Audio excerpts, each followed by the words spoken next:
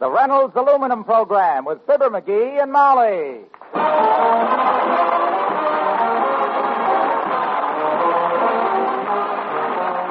The Reynolds Metals Company, makers of Reynolds Aluminum, presents Fibber McGee and Molly, transcribed with Bill Thompson, Arthur Q. Bryan, Dick LeGrand, and me, Harlow Wilcox. The show is written by Phil Leslie and Keith Fowler and directed by Max Hutto with music by the King's Men and Billy Mills Orchestra.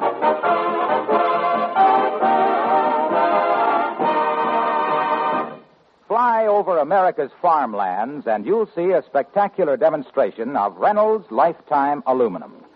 Those shining buildings on the landscape are aluminum. They're the mark of modern barns and silos that the farmer will never have to paint because aluminum never rusts. They're the mark of prosperous farms where milk yield is high, where livestock and poultry thrive, because heat-reflecting aluminum keeps farm buildings cooler in summer, warmer in winter. Now, come down for a close-up of these farms. You'll see aluminum farm gates, so popular because they're very strong, yet light to hang and light to open. Out in the fields, Reynolds Aluminum irrigation pipe tells you here's another farmer who gets more income per acre with portable irrigation. Yes, from the ground to the shining cap of the silo, you'll see more and more Reynolds Aluminum doing a better job. Let it shine on your farm.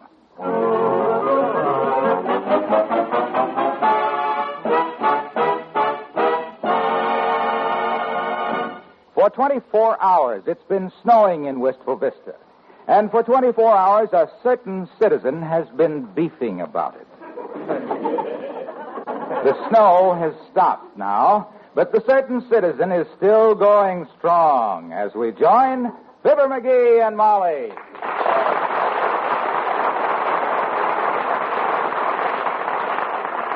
Yes, sir, that's what it is. It's a big, fat, cold mess, kiddo. That's what it is. Now, McGee, a little snow won't hurt you. Come on, get your overcoat and let's take a walk. No, sir, not me. I ain't going out in that snow and get chilblains. I ain't sure where my blains are, but I'm going to stay inside and keep the chill off of them anyway. Well, I can't understand why you dislike snow. Just look at that row of trees all draped with snow. Isn't that a charming picture? Oh, sure, real charming. Looks like a squad of tall soldiers drilling in their long underwear. Well, now, if that's all you... Heavenly days. Look at that icicle. What icicle? Where? What icicle? Hanging from the corner of our roof. Oh, wow. It's the biggest one I've ever laid eyes on. My gosh, that is a whopper. Must be 10 feet long. Easily, and big around as a telephone post. Boy, oh, boy. I'll bet there's not another one like it in town. Or anywhere else. Boy, there's enough ice in that thing to keep your Uncle Dennis in highballs for a whole weekend. You know, McGee, the Wistful Vista Gazette would probably like to take a picture of it. That's a remarkable icicle. Say, what an idea. A front page picture with me standing there beside it. Fibber McGee and his giant icicle. I thought you wouldn't go outside in the cold. Tootsie, to get my picture in the paper, I'd shinny up the North Pole in my birthday suit. I believe you would. Hey, maybe they take a whole flock of pictures. I'll call the Gazette and tell them to send a photographer over. And as soon as he gets here, we'll... Hold it, company. Come in. Hi, daughter. Hi, Johnny. Hot enough for you? Hello, Mr. Oldtimer. Hi, Corny. Come in and close the door real easy. We got a giant icicle hanging from our roof, and I don't want nothing to shake it loose. I saw that icicle. It ain't so much. I suppose you've seen bigger. Many's the time, Johnny, when I was a sweet dough up in Alaska. Isn't that a sourdough? I put sugar in mine, daughter. And you saw bigger icicles than the one I got? Johnny, things was big up there. I mind one time I walked for 3 miles. When I stopped, I was still on the same snowflake. Well, now, how could that be? Stuck to my shoe, daughter. You want to know what I think? I don't think you were ever in Alaska at all. Why, Johnny, you wound me. Me and my partner traveled all over Alaska in a dog sled. We went from Fairbanks to Cloud Banks and from Nome clean up to Yassam.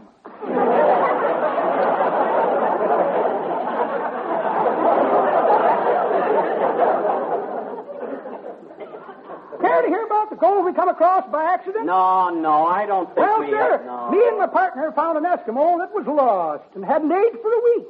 We gave him some of that fat stuff you cut off a whale. Blubber? Cried like a baby.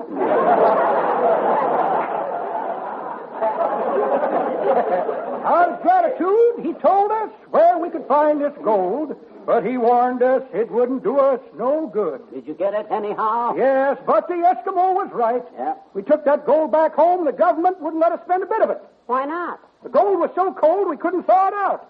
The government said it was frozen assets.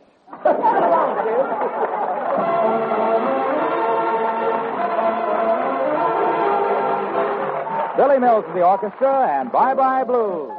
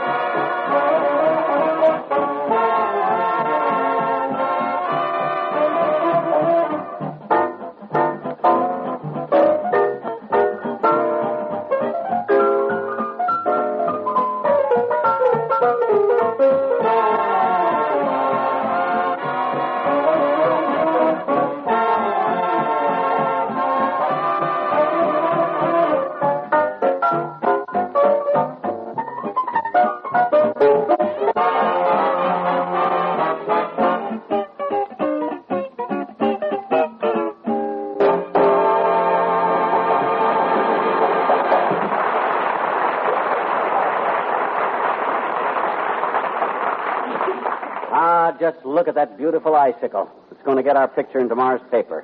That just shows you what a little foresight can do for a guy, Molly. Foresight. Well, certainly. Remember last October when you kept harping at me day and night to clean the leaves out of the gutters? Yes, I do. They're still there, too. Right. And if I'd have cleaned them gutters out, where would the melting snow that made this icicle be now? Down the drain. That's what I mean by foresight, kiddo. Just because I was thoughtful enough not to clean out them gutters, we got an icicle that's going to make us famous in the Wistful Vista Gazette. When is the photographer coming? 4:00, they said. Well, I hope he isn't late, because in case you haven't noticed it, it's turning warmer out. What? Come in. Oh, good afternoon, Dr. Gamble. Good afternoon, my dear. And a frigid look at you, dipper mouth. Hi, suet sack. Loosen your girdle and relax a while, fat boy. Your hospitality overwhelms me, son, but I can't stay. Good. Just passing by and saw that icicle out there. That's quite a production. You betcha. It's twice your height and probably half your weight. The Gazette is coming to take a picture of it at 4 o'clock, Doctor. 4 o'clock? Oh, that's too bad. It'll never last. What do you mean, never last? Well, the wind is from the south, my boy. That thing will fall off of there in a couple of hours. I say that icicle will still be up there at 4 o'clock. You want to bet? $5. It's a bet. Good. Just a minute, boys. There'll be no gambling in this house unless the winner gives his winnings to the March of Dimes. Well, that's a good idea, Molly. Right. And walk on tiptoe until 4 o'clock, kiddo, so we don't shake the house, too, either. You know, it was so cold outside that my feet got numb. Is that all? Yeah, I better stamp them on the floor and restore the circulation. Hey, cut that out. Big fat cheater. That ain't fair, and you know it. Yeah, you're right, McGee. It was the trick of a cat. I'll go home now and be back at 4 to see who won. What time's it, kiddo? 11:30, and our icicle is still there. Thanks, I'm scared to look myself. You know, I believe it's getting a little colder. What's the thermometer say? 10 below zero. Heavenly days, is it that cold? No, the thermometer ain't accurate. I put it in the refrigerator to keep my courage up. What time is it, dearie? 1:45, and the icicle's holding tight. I'll show Doc Gamble how much he knows. Hello, Molly. Hi, pal. Hello, Mr. Wilcox. Hi, Junior. Now take it easy closing that door. I got a bet with Doc Gamble on how long that big icicle will stay up out there. Okay. Hey, that's quite a hunk of hard water hanging there, pal. Yes, the Gazette is sending a photographer out at 4 o'clock, Mr. Wilcox. Going to take a picture of it. Hey, that's a coincidence, Molly. I just left the Gazette office. Had a little hassle with the managing editor. You did? What'd you hassle about, Junior? Oh, he ran a story on the weather that I didn't like. I went down and straightened him out good.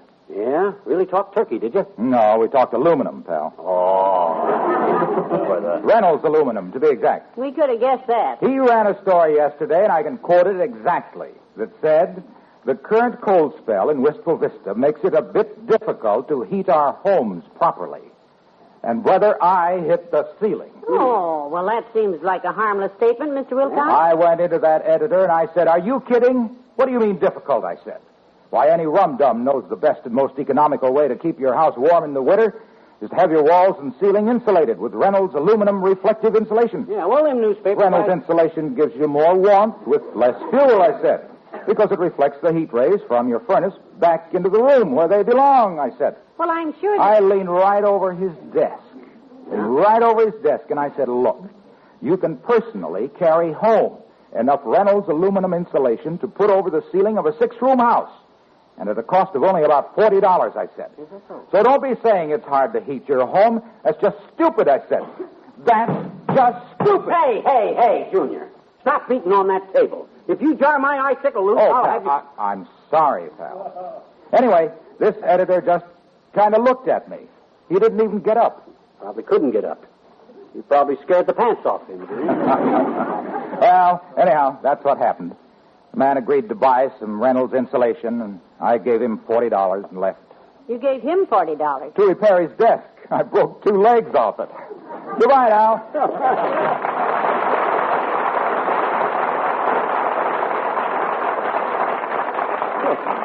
Broke 2. How's the icicle? Is it okay? Still up there. My, it really is a big one, isn't it, dearie? You said it. Reminds me of the icicle I once seen on Stickle's Pickle Works in Peoria. I never heard about that one. You see, Bill Stickle was a pickle tycoon, and Bill Stickle's dill pickles were famous. Yeah, but about the icicle. Well, it started with the pickle down the roof of Stickle's Pickle Works, and Stickle's pickle packers seen it coming, so they stopped packing pickles and watched the icicle till old Bill Stickle got sore. No sense of humor, huh? No, well, it didn't exactly tickle Stickle to see the icicle because the output of pickles slowed down to a trickle. So Stickle took a sickle and chopped down the icicle, and the packers all went back to packing pickles. Say, did he pack bread and butter pickles? Because that's the kind that... Come in, gently.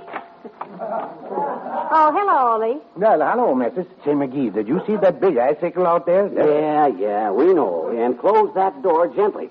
Doc Gamble bet me it'll come loose and fall down by 4 o'clock. Oh, the doctor makes a silly bet. This door stood up there for years. You couldn't shook it loose if you tried. Look. Oh, no, Ollie. Not the door. The icicle, Dad ratted if you shake it. Oh, let me look. How is it, sweetheart? Still up there. My goodness. That was kind of silly of me. I thought you meant the door would fall down. That's a good joke on me. Yeah. Oh, I'm glad you got such a fine sense of humor. Well, Svenssons always did have a good sense of humor, McGee. Back in Sweden, my cousin Skål, he was quite a cut-up. Really? Every night, Skål would go to see his girl, missus. He'd knock on the front door, and his girl would holler, "Who's outside?" And he'd holler, "Baby, it's Skål outside." he was a very amusing fellow. He sounds like sort of a Swedish Fred Mitney. What happened to him, Ole? Probably too late to do any good. Well, Cousin Skål, he came to this country and fell in love with a girl over here, McGee. Oh? She was a college girl. Oh? Skål asked her to marry him, but she said not unless you go to Yale. So? Well, to a Swede like Cousin Skål, Yale don't mean college, it means the Hooskow. So he kicks a policeman, they put him in jail, and the girl wouldn't even come to see him on the visitor's day. So long, both you fellas.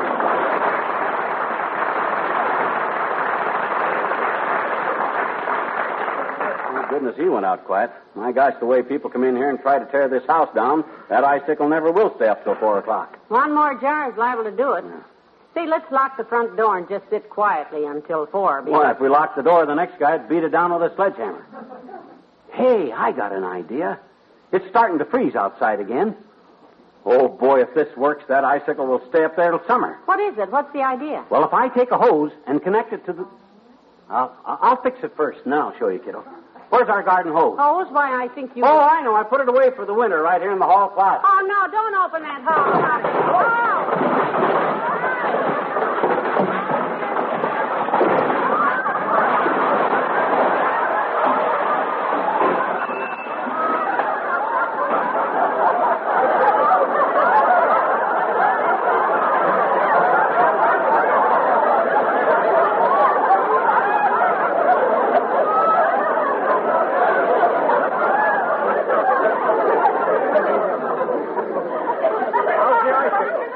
Icicle fall? Did it fall?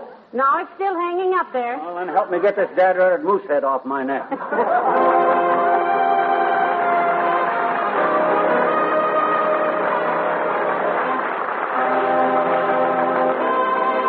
King's Men and So in Love. Strange dear, but true dear, when I'm close to you, dear, the stars fill the sky. So in love with you am I. Even without you, my arms hold about you. You know, darling, why so in love with you am I. In love with the night mysterious,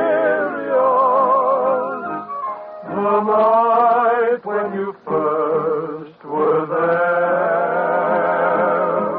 In love with my joy delirious, when I knew that you could care. Oh, taunt me and hurt me, deceive me, desert me. I'm yours till I die. So in love, so in love, so in love with you, my love, am I.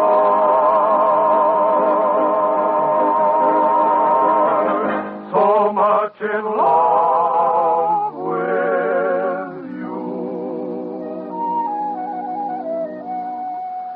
Am I.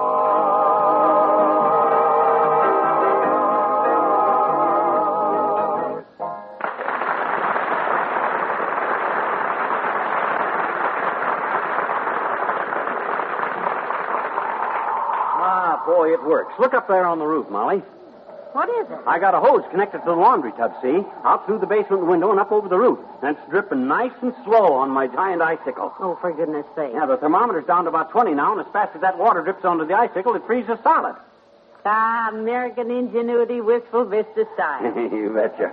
Old Fats Gamble has to get up pretty early in the morning to win a bet for me, kiddo. By George, I'm not... Well, it's too cold out here for me. Come on in the house. No, you go ahead. I'm going to stay out here and guard my icicle, Molly. I only got about 20 minutes more to win my bet. You notice how it's growing? The icicle getting bigger? Yeah, looks the same to me, though. Big, wet, and cold. Don't catch cold now. Okay. Now, there goes a good kid. And lucky, too. How many women does she know whose husbands have got the brains and ingenuity to figure out a deal like this just to win a $5 bet? For that matter, how many of them would want to? But I'm the type of guy... Hi, mister. Oh, Hi. hello there, Teeny. Pull up a front step and sit down. Okay. What you doing, mister? What you doing? What you? Well, I'm keeping an eye on that icicle, sis, so don't fall. Oh, boy. Mm-hmm. Gee, that must be the biggest icicle in the world, I bet you. Sure. Easy. Mm-hmm. Mister, Hmm? what makes icicles? What makes them? What makes them icicles? You mean to tell me you don't know how icicles got invented? Mm-mm. You don't know about young Jack Frost and the beautiful Snow Princess? No, I don't, mister. Tell it to me, will you? Go on, tell it. Well, you just settle back there and rest your snowsuit, sis, and I'll tell you. Oh, boy. That story. Well, sir, once upon a time... I've heard it. You haven't heard this one because I haven't even made it up yet. Now listen. Okay. Once upon a time, there was a big snow castle out past Dugan's Lake. And a beautiful young snow princess lived there with her wicked old father, King Brrr. Oh, he sounds mean, mister. He sounds awful mean. He was a very cold character, sis. In fact, he was the only king I ever heard of who had a square heart. Oh? On account of because it was made out of an ice cube, see? Oh? Now, the little snow princess was in love with a poor but honest young fellow from the village here by the name of Jack Frost. Jack done odd jobs around town, like painting the leaves red and gold and helping the pumpkins to get ripe for Thanksgiving and putting the bite on people who went out without their mittens. He done a lot of artwork on the side, too, like lace designs on window panes and touching up spider webs and all stuff like that there. I love Jack Frost, I betcha. I think he's wonderful. Well, the little snow princess loved him, too, but old King Brrr said he wasn't going to have his daughter marrying any poverty-struck artist, and he gave poor Jack the cold shoulder. Oh. So the kids decided to elope and get married, and one night off they went. Oh, boy. Was she pretty, mister? Was she? She was lovely, sis. Her hair was full of moonlight, and Oh. she was wearing a string of pearls on a cobweb, and Oh. Jack had put stars in her eyes, and she was beautiful. But old King Brrr heard about him eloping, and he got his army together and took out after him. And right where this house is now, they caught Jack Frost and his princess. Oh, the poor kid. Old King Brrr and his whole army were just about to grab him when all at once it happened. This is the good part now. This is the good part, huh? Yes. Their fairy godmother saw the trouble they were having, and she stepped in and waved her magic wand, and zingo. The wicked king and his whole army turned into icicles. Oh, goody. Then she waved her wand again, and all the icicles turned into little drips. Naturally, nobody wants a bunch of little drips hanging around, so they just sort of disappeared. And Jack Frost and his princess lived happily ever after. I'm glad. But just to remind us what happened to wicked old King Brrr, the fairy godmother waves her wand every winter. And right over there by the house, you'll see a big icicle, king size. King Brrr. You like that story? Oh, gee, that was just a wonderful story, Mr. McGee. I enjoyed it.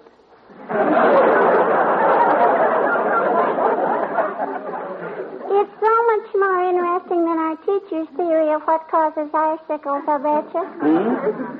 Our teacher claims that an icicle is just a natural manifestation of nature. Well, caused by excessive moisture, such as melting snow. Yeah, but... followed by periods of alternate thaw and freeze, thus crystallizing the moisture into a solidified pendant shape, or icicle.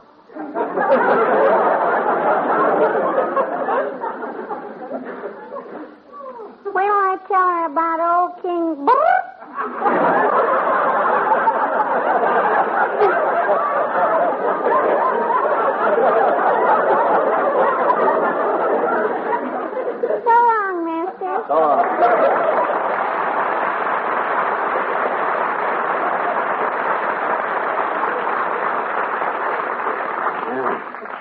still think that kid's a midget.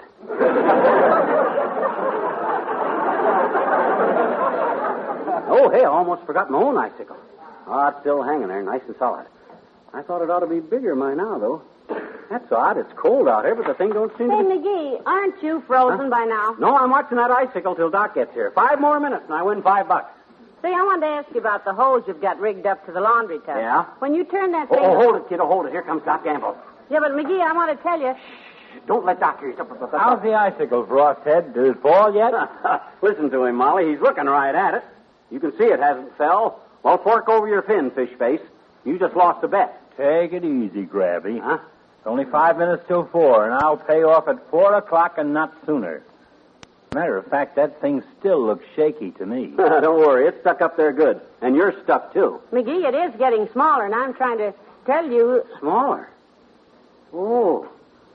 Oh, my gosh, it does look like it's got... Look at it. Oh. Steam coming off of it. Hey, what's... How can that be? It's way below freezing here. And... Oh, my gosh. It's melting. Look at it. Look at that. It fell. It did fall. I won. Oh, no, that's impossible. How could this happen? Very easily. Huh? I've been trying to tell you, when you hooked up the hose to the laundry tub, you turned on the hot water. Go fill the tub for me, will you? I want to soak my head.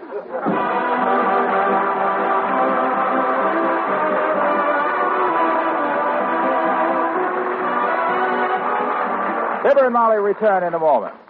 One of the modern trends in American meal planning is casserole cookery. More and more housewives are turning to easy-to-fix casseroles like delicious macaroni and cheese. But always one of the housewife's chores has been scouring the crust out of that casserole afterward. What's the answer? Why, Reynolds Wrap, of course. The original and genuine, the pure aluminum foil. Line your casseroles with Reynolds Wrap. A good way is to mold the foil around the outside of the dish. Then take that aluminum shell and place it inside the casserole, smoothing it around to make your lining. Let enough of the edges stick up so that afterwards you can fold them down to cover what's left over. Do this, and you'll never scour a casserole again.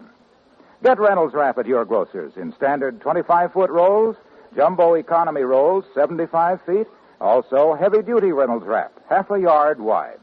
Made by the Reynolds Metals Company, world's largest producers of aluminum foil.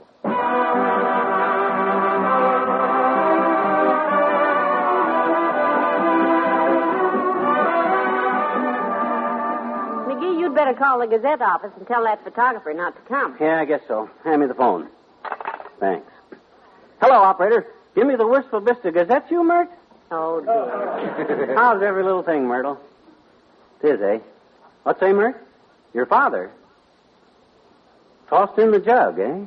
Oh, dear. Arrested, was he? No, he went out to a farm and bought a gallon of apple cider and paid $1 for the cider, and they tossed in the jug.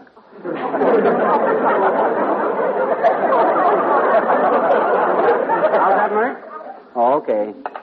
Line's out of order. Icicles.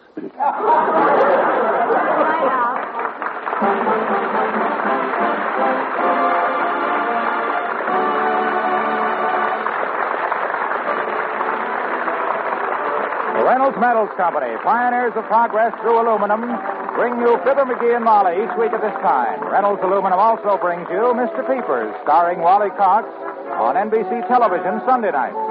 See your local paper for time and channel. And don't forget to be with us again next Tuesday night. Good night.